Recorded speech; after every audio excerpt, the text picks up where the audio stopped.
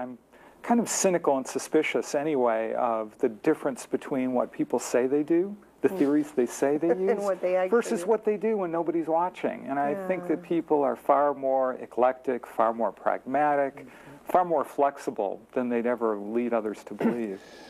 Maybe it would help me if you could talk about maybe the journey that you took to get to this place. I mean, maybe the theoretical approaches that you went through.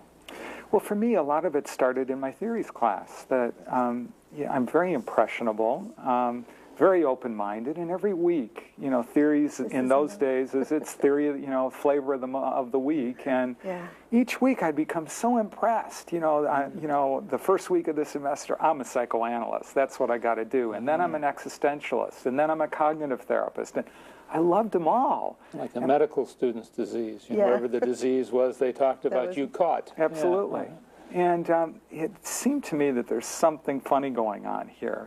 It just, how is it possible that someone like Carl Rogers could help somebody the way he did when Fritz Perls could do something so completely different and also be useful, and Albert Ellis could do something that's so amazingly different than those two and that he could be helpful, and that Adler could be helpful, and that Glasser could be helpful, and they all seem to be doing different things. And it occurred to me even then, something weird is going on. It seems to me that if you lock somebody up in a room with somebody that has certain qualities and who does certain things, that person's going to come out different. And that it really doesn't even matter what you do as long as you follow certain guidelines and as long as that there are certain variables that are present. So I've been real interested in the last 20 years researching what is the essence of good therapy, regardless of how it's done and what people call themselves. And what I've discovered is that basically good therapists all do the same things. Okay, well, we're just about ready to watch you work with Harriet. Can you set that up for us a little bit? What our viewers might look at in terms of how you worked integratively with her. Yeah.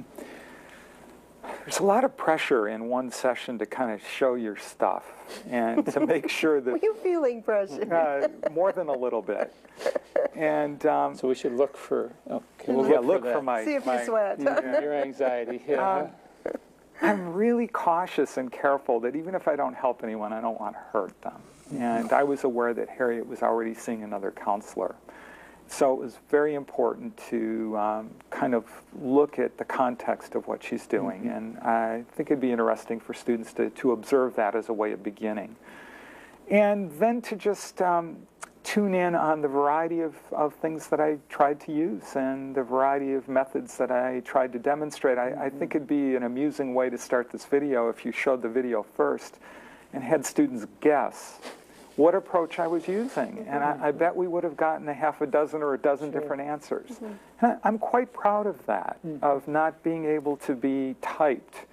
When I read reviews of my books, I'm always amused that the reviewers say, label me as being an existentialist or a humanist or a psychoanalytic practitioner or a cognitive therapist. Like, nobody knows where to put me. And I'm quite proud of that, actually, that I don't fit anywhere. So we'll look for you to be respectful, very positive, and look at the way that you use yourself to help Harriet change.